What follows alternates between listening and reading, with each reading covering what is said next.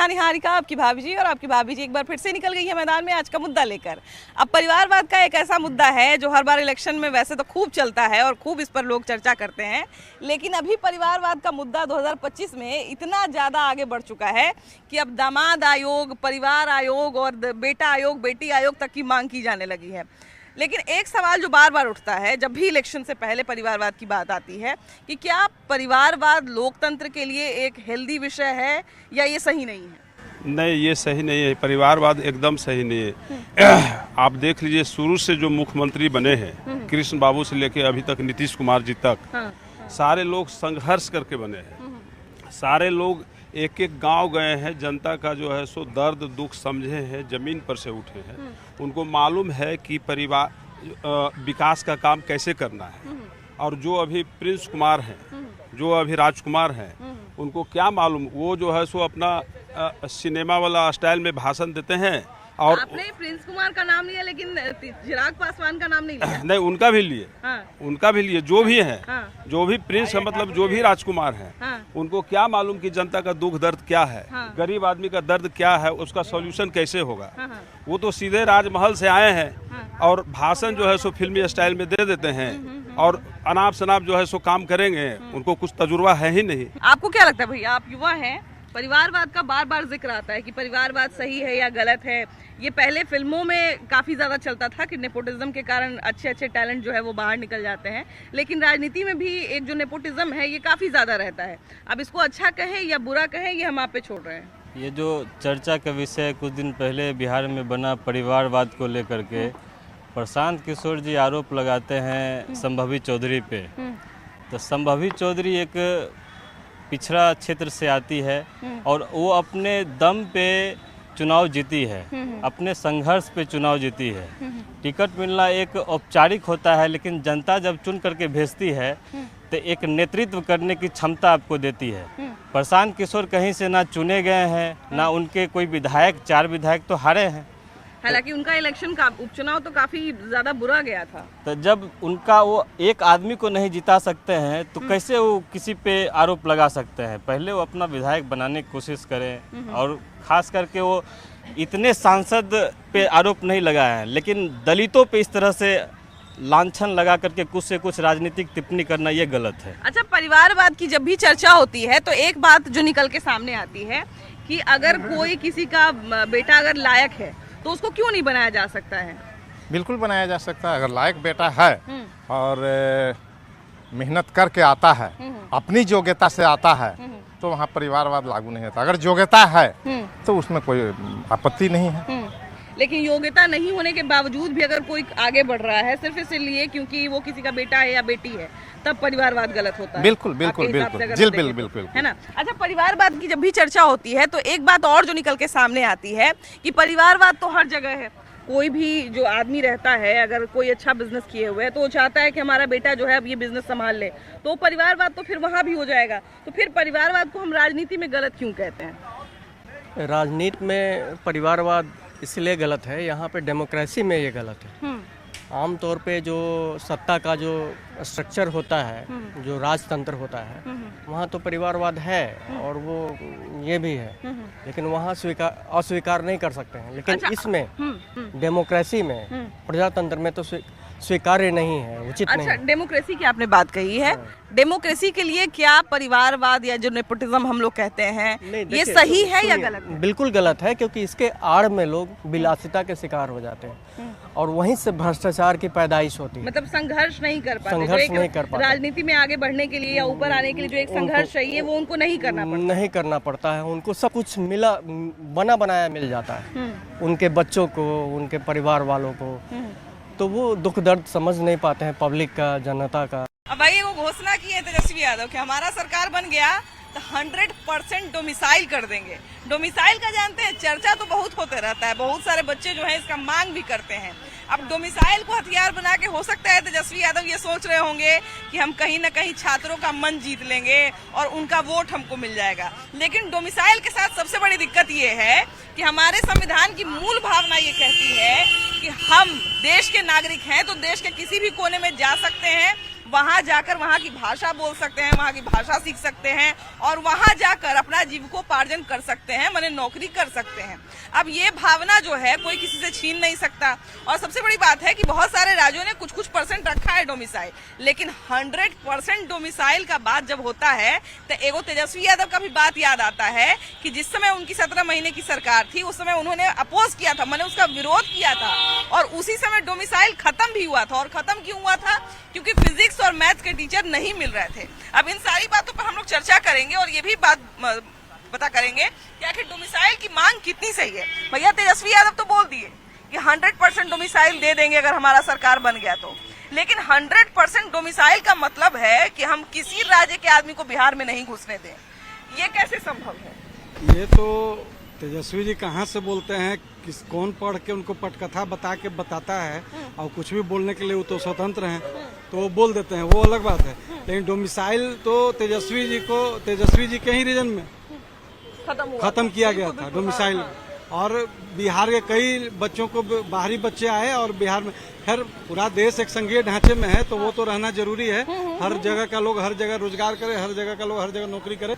अच्छा, लेकिन वो कहते हैं कि मैंने बाहर के किसी आदमी को नहीं घुसने देंगे, यहाँ जो नौकरी निकलेगा वो खाली बिहारी को देंगे, बाहर के किसी आदमी को नहीं देंगे। तो मान लिया जाए कि जैसे यहाँ के नौकरी में अगर बिहारी को नहीं घुसने देंगे तो फिर बिहार के लोग यूपी भी तो जाते हैं नौकरी करने, झारखंड भी तो जाते हैं, तो फिर उनको वहाँ पे नौकरी करने देगा? नहीं करने नहीं देगा। जब ऐसी बात है विवरण है तो नहीं देगा वो बाहर के लोगों को, यहाँ के बिहार के लोगों को। अच्छा, एक छोटा सा सवाल हम पूछते हैं भैया, ये बताइए कि आपके बच्चे जिस स्कूल में पढ़ते हैं तो उस स्कूल के टीचर को आप कैसा देखना चाहते हैं? लायक देखना चाहते हैं, टैलेंटेड देखना चाहते हैं कि सिर्फ बिहारी है तो चलेगा? नहीं, टैलेंटेड देखना चाहते हैं और बस कोई भी वो अपना बच्चे को शिक्षा के लिए अच्छा काम दे। हाँ, तो अच्छा टीचर मिले, अच्छा ज्ञान मिले, अच्छा पढ़ा लिखा हो। है कि जैसे मान ले जाए कि चलिए टैलेंटेड नहीं है, उसमें प्रतिभा नहीं है, तब भी चलेगा, बस बिहारी होना चाहिए? नहीं, ऐसा कभी नहीं होगा। ऐसा नहीं हो सकता, कभी नहीं होता। तो फिर तेजस्वी यादव कहते हैं कि हम 100% डोमिसाइल कर देंगे, मैंने खाली बिहार के आदमी को बिहार का नौकरी मिलेगा, बाहर का कोई आदमी टैलेंटेड भी रहेगा तभी हम उसको यहाँ नहीं बुलाएंगे। बिहार के आदमी में बिहार में उतना नौकरी है कि बिहार के पूरा आबादी को नौकरी दे सकते हैं।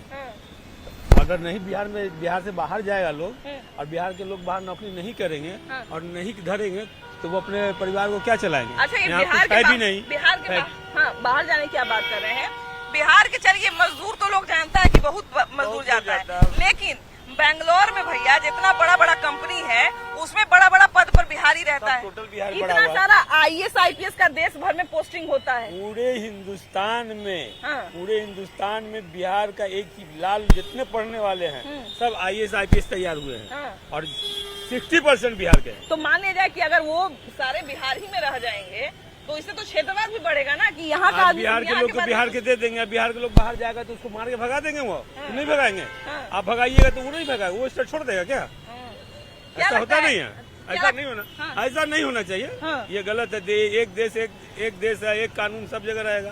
अब वो कर देगा स्टेट, वो कर देगा वो स्टेट, वो कर देगा वो स्टेट, ऐसा होता है? ऐसा नहीं हो सकता। हालांकि देखिए कि तेजस्वी यादव की कुछ बातें जो है बड़ा थोड़ा विचित्र भी लगता है, इसलिए भी लगता है क्योंकि उन्हीं के समय में डोमिसाइल को खत्म भी किया गया था। डोमिसाइल उसी समय खत्म, सरकार के समय, उसी की सरकार के समय डोमिसाइल खत्म किया गया था और फिर आज बोल रहे कि ला देंगे। ला देंगे, ये होने की बात है। सरकार आएगी तब तो लाएंगे ना, अभी तो सोचा नहीं जा सकता। नहीं, अभी सोचा नहीं। हमारा एक ये भी उद्देश्य रहता है भैया कि मान लीजिए कि अगर हमारे बच्चे हैं, उनको नौकरी, कोई ऐसी नौकरी करनी है, कोई ऐसे क्षेत्र में जाना है जिसका स्कोप बिहार में नहीं है, तो क्या वो फिर बाहर नहीं जाएंगे वो पढ़ने? तो बाहर पढ़ेंगे और बाहर से कमा रहे हैं। आज बिहार के ऐसे, अब तो बिहार में रोजगार का सीजन चालू नीतीश कुमार के द्वारा किया गया। पहले हमारे जब लालू जी के शासन काल में थे तो हमारे परिवार के कई सदस्य जो बाहर में जाके कमा के अपना आशियाना बनाए और वहीं पर रहते हैं। डोमिसाइल नीति क्या है?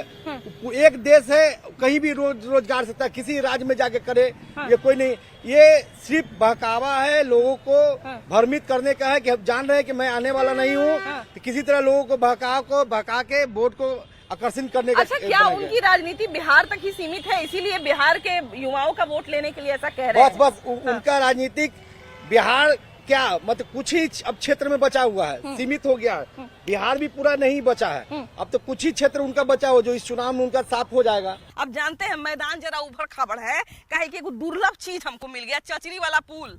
पहले जानते हैं ज्यादातर गांव का हालत ऐसे ही था कि यहाँ पर लोग जो है जाने को मजबूर थे कि इधर से होके आ जाते थे। लेकिन भैया ये बात था 20 साल पहले का। अब हम आपको जो है ना 20 साल बाद सीधा आगे लेके चलते हैं, मैंने 20 साल के बाद क्या हुआ है वो आपको लेके चलते हैं। देखिए पहुंच गए कहाँ, पक्का सड़क पर, मैंने सीधा 20 साल जो है हम आगे आ गए हैं। अब देखिए बहुत लोग कहता है कि सड़क बिहार में जो बना तो उस शहरी क्षेत्र को तो जोड़ा ही, लेकिन ये ग्रामीण क्षेत्र का सड़क है। हम ग्रामीण क्षेत्र के सड़क की बात कर रहे हैं। ग्रामीण क्षेत्र का सड़क जो है समझिए कितना पक्का बन गया। तो बाकी हाईवे का हम आपको क्या बात बताएं, एम्स का हम क्या बात बताएं, कितना सारा एम्स का संख्या बढ़ गया। उसके बाद जो है हवाई अड्डा, हमारा पटना का हवाई अड्डा जानते हैं हंसने का पात्र हो गया था। मैंने यहाँ चढ़ने से आता था हवाई जहाज तो कहता था ए हवाई जहाज है बला है कि हवाई अड्डा है, मने कि बस अड्डा है, जो समझ में नहीं आता है। समझ में लोगों को आता था कि हवाई अड्डा है कि बस अड्डा है। तो देखिए उसका भी विस्तार किया गया, मैं 5 स्टार बना दिया गया हवाई अड्डा को। और उसके अलावा कोसी चले जाइए या पूर्णिया चले जाइए, मैंने जहाँ चले जाइए पूरा कोसी जो है एकदम हवाई जहाज नियन पार हो जाएगा ओवर ब्रिज पर। तो लोग जब इस सब पे चढ़ते हैं ना तो कहते हैं कि सही में भाई डबल इंजन का सरकार आया बिहार में तो तनी रोड वूड का विकास हुआ, इंफ्रास्ट्रक्चर का विकास हुआ, गाँव में बिजली पहुँचा, गाँव में शिक्षा पहुँचा।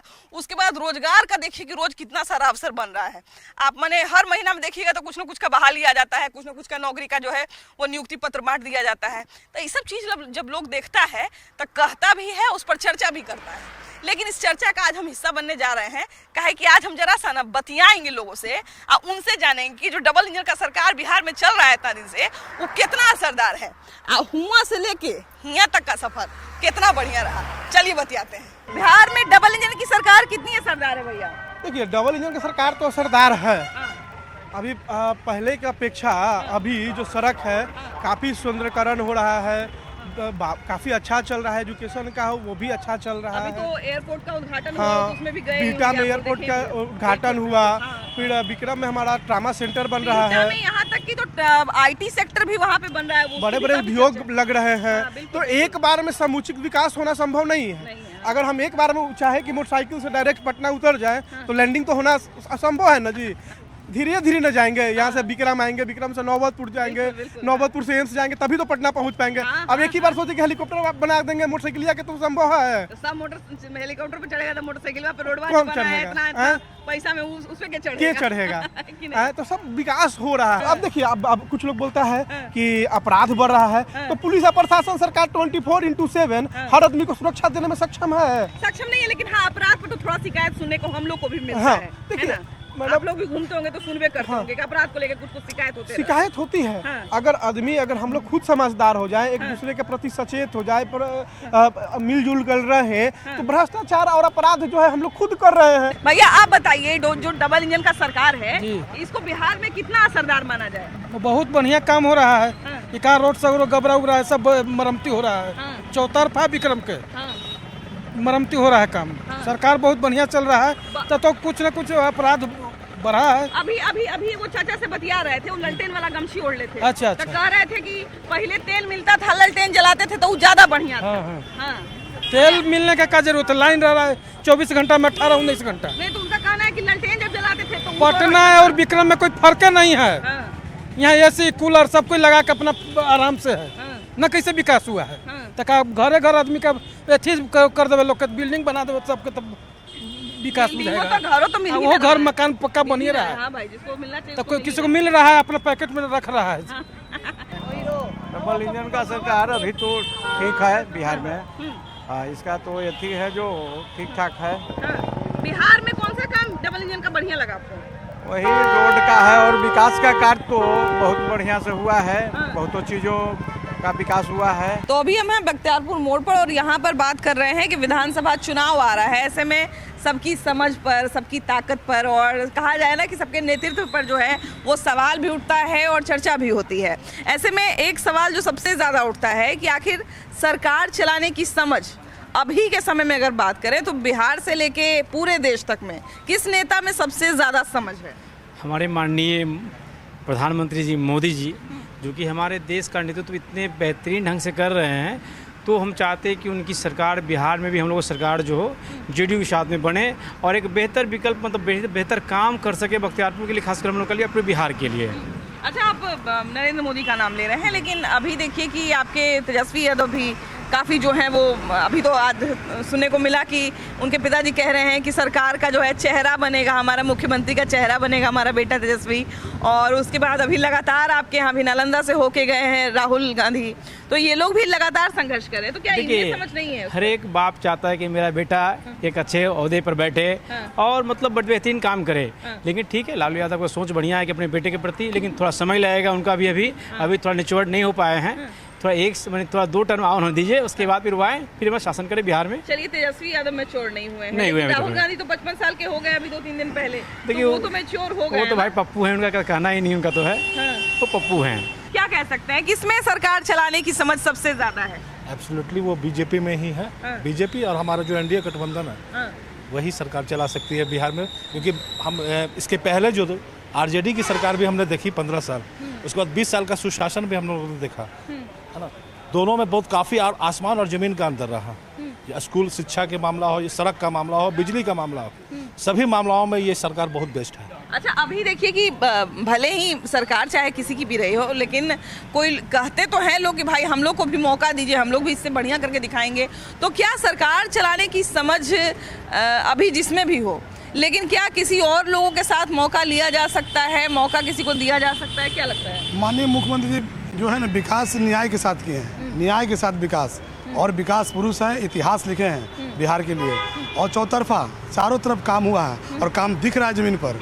इसलिए किसी का गुंजाइश नहीं है, एनडीए की सरकार बनेगी और अपने बलबूते पर अच्छा प्रदर्शन करेगी और निश्चित रूप से बनेगी सरकार। बिल्कुल बात, अगर विकास की जाए तब तो खैर हम लोग विकास के नीचे ही खड़े हैं, क्योंकि ये जो ओवरब्रिज आपको हम जिसके नीचे हम खड़े हैं यहाँ पर, तो पहले लोगों को बख्तियारपुर जाना हो, चाहे बाढ़ जाना हो, चाहे मोकामा जाना हो, चाहे बढ़ैया जाना हो, तो यही मोड़ से आगे घूमना होता था।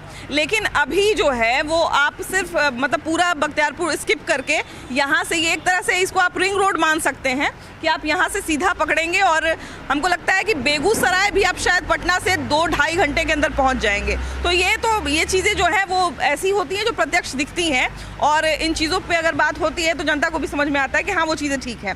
लेकिन बावजूद इसके सरकार चलाने की समझ अभी सबसे ज्यादा किस नेता में? माननीय मोदी जी में, और बिहार के लिए नीतीश कुमार जी, एनडीए गठबंधन सबसे बढ़िया। सबसे बढ़िया जी है। क्यों ऐसा क्यों कहते हैं? देखिए जी, हम मधुबनी डिस्ट्रिक्ट से आते हैं। अच्छा। और हम पहले पटना आते थे तो 7 घंटा 8 घंटा 6 घंटा से कम नहीं लगता, 7 घंटा 8 घंटा। अभी हम 2.5 घंटा में अपनी गाड़ी से पटना आ जाते हैं। 2.5 घंटा में जी, 180 किलोमीटर हर एक घंटा में। और 4 लेन बन रहा है, भारतमाला प्रोजेक्ट मेरे बगल से ही गुजर रही है, तब तो और हमको लगता है कम समय लगेगा। हर एक क्षेत्र में ठीक है। अच्छा, अब सड़क का चर्चा कर रहे हैं भैया, बहुत सारे लोग सड़क को विकास नहीं मानते, कहते हैं रोड बन जाएगा तो उससे क्या विकास हो जाएगा। हाँ, तो पहले उनको पूछा जाए कि वो पहले क्या बोलते थे कि रोड होने से क्या होता है। लाइफ लाइन होता है किसी भी देश का, लाइफ लाइन होता है रोड, और रोडे नहीं हो तो विकास कैसे हो पाए। तो विधानसभा चुनाव की लड़ाई पॉकेट मार और अचेत फराई, अब हम ऐसा क्यों कह रहे हैं वो आपको आगे पता चल ही जाएगा। मुख्यमंत्री नीतीश कुमार और प्रधानमंत्री नरेंद्र मोदी के बारे में ऐसे शब्दों का इस्तेमाल किसी आम लोग ने नहीं किया है नेता प्रतिपक्ष तेजस्वी यादव ने। तेजस्वी यादव कहते हैं कि बिहार को पॉकेट मार प्रधानमंत्री और अचेत मुख्यमंत्री नहीं चाहिए। अब सबसे पहले तो इस भाषा को आप समझिए, और हम आप पर छोड़ते हैं कि क्या इस तरह की भाषा संवैधानिक है और प्रधानमंत्री और मुख्यमंत्री जैसे पद के लिए ऐसी भाषा का इस्तेमाल होना चाहिए। सबसे पहले तो ये बताइए कि एक प्रधानमंत्री हो, चाहे कोई आम ही मंत्री क्यों ना हो, एक उनके पद की गरिमा होती है। हम लोग आपस में भी बात करते हैं तो जी, भैया, दीदी, यही सब करके बात करते हैं। तो क्या प्रधानमंत्री के लिए पॉकेट मार, मुख्यमंत्री के लिए अचेत, और एक तरह से उन्होंने उनके मानसिक स्थिति पर सवाल उठाया है। देखिए, जिनको पद की गरिमा नहीं है और कैसे किसको इज्जत देना है, कैसे किसको सभ्यता देना है, इसकी अकल नहीं है, वो ऐसे ही ना करेंगे। और रही बात आपने बोला मुख्यमंत्री की बात, तो मुख्यमंत्री तो इतने सचेत है, विकास की गंगा धारा बहा रहे हैं, न्याय के साथ विकास कर रहे हैं, चारों तरफ बिहार जगमग कर रहा है, रोज उद्घाटन हो रहा है, रोज पुल पुलिया बन रहे हैं, रोड बन रहे हैं। और अचेत की बात तो है, जहाँ पे पैरों पे रखी जा रही है अम्बेडकर जी की फोटो, वहाँ दिखाई जा रही है, तो अचेत कौन है? ये तो दुनिया समझ रही है। अरे भाई, 10,000 करोड़ की जो तोहफा देख के गए हैं बिहार को, और उनको दिख रहा है पॉकेट मार। तो क्योंकि 2005 का पहले का संस्कार है ना उनका, तो दिमाग में तो वही गुमताहार उनको दिख रही है कि हम हार रहे हैं तो योट पड़ांग बोल रहे हैं। प्रधानमंत्री हैं, क्या बोल रहे हैं आप? और इतने कुछ बिहार को देके जा रहे हैं। देखिए, असभ्य व्यक्ति को सभ्य भाषा नहीं जानता है। सबसे बड़ी बात है कि ऐसे बोलने वालों के ऊपर केस होनी चाहिए, FIR होना चाहिए। और ये साबित हो रहा है कि यह बिहार का मुख्यमंत्री, जिस व्यक्ति को इस रूप में कहा जा रहा है, जो प्रत्येक दिन 2-3 कार्यक्रम, बड़े बड़े कार्यक्रम कर रहे हैं, उद्घाटन, शिलान्यास वगैरह वगैरह, अभी तो साफ साबित हो रहा है कि कौन अचेत अवस्था में है। और ये पैर तरे भीमराव अंबेडकर जी का फोटो लगा करके बैठना, ये क्या दिखाता है? ये क्या प्रदर्शित कर रहे हैं? उल्टे चोर कोतवाल को डांटे। जब आलोचना करने की बारी आती है तो भाषा की मर्यादा क्यों नीचे गिर जाती है नेताओं की? देखिए, बौखलाहट है आरजेडी कांग्रेस में, जिस तरह से एनडीए में एकजुटता है, इसको लेकर बौखलाहट में कुछ भी बोल सकते हैं। संस्कार क्या मिला? आप लोग 2005 से पहले देख लीजिए क्या था बिहार। जंगल राज था, तो जंगल राज के संस्कार में पला पड़ा, तो वही संस्कार सीखा है। और जो हमारे नेता आदरणीय नीतीश कुमार जी का जो संकल्प है 2025 से 30 फिर से नीतीश और 225 एनडीए, तो 225 सीट हम लोग हर हाल में लाएंगे। जनता पूरी तरह से तैयार है एनडीए के पक्ष में। अभी देखिए कि अभी हम लोग जब बात करते हैं लोगों से भैया, तो जनता अब समझदार हो रही है जी। नेता के भाषा का स्तर क्यों गिरते जा रहा है? वो तो सबका अपना अपना ये है, लेकिन हमारे नीतीश कुमार जी या हमारी पार्टी का जो भी आप देखे होंगे, सब कोई मर्यादित भाषा या मर्यादित टिप्पणी का ही इस्तेमाल करते हैं। और हमारे नीतीश कुमार जी जितना विकास किए हैं, वो तो आप बिहार में जाइएगा और बिहार के एक एक जनता से तेजस्वी पूछिएगा। यादव कहते हैं कि पॉकेट मार प्रधानमंत्री हैं। वो तो उनका काम ही है इधर ये उधर। शब्द इस्तेमाल करना चाहिए प्रधानमंत्री जैसे बड़े पद के लिए? ये तो उनका अपना माने विचार और ये अथी है, लेकिन कहने का मतलब कि जितना हमारे नीतीश कुमार जी विकास कर दिए, उसका थोड़ा सा भी विकास तेजस्वी यादव नहीं कर पाएंगे। कि अचेत है वो तो कहने की बात है, सारे बिहार जान रहा है कि हमारे नीतीश कुमार जी जितना विकास किए हैं और जितना अभी बारिश में सब जगह जा कर जो काम करवा रहे हैं, अगर अचेत रहते तो ये होता।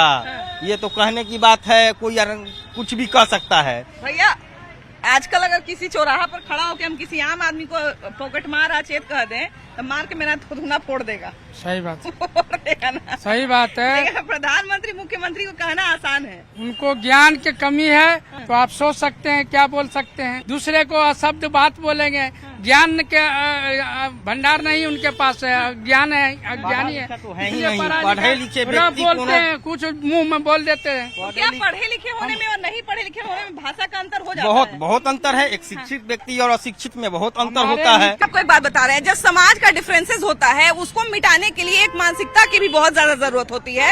हमको लगता है कि उसको कोई सरकार नहीं कर सकता है। उसको हम आप एक दूसरे को सम्मान जब तक नहीं देना सीखेंगे, जब तक हम ये नहीं समझेंगे कि हम जिस तरह से इंसान है, सामने वाला भी इंसान है, तब तक शायद ये चीजें खत्म नहीं होंगी। लेकिन हाँ, हम यही मानते हैं कि अभी इन सब चीजों के मामले में जो हमारे युवा हैं, जो हमारे अभी के लोग हैं, वो सब जागरूक हो रहे हैं। बाकी आप जरूर बता के रखिएगा कि क्या राजनीति में भी भाषा की मर्यादा बनी रहनी जरूरी है, या फिर भाषा से कोई फर्क नहीं पड़ता है? आप बताइएगा। वीडियो जर्नलिस्ट संजय दुबे के साथ आपकी भाभी जी।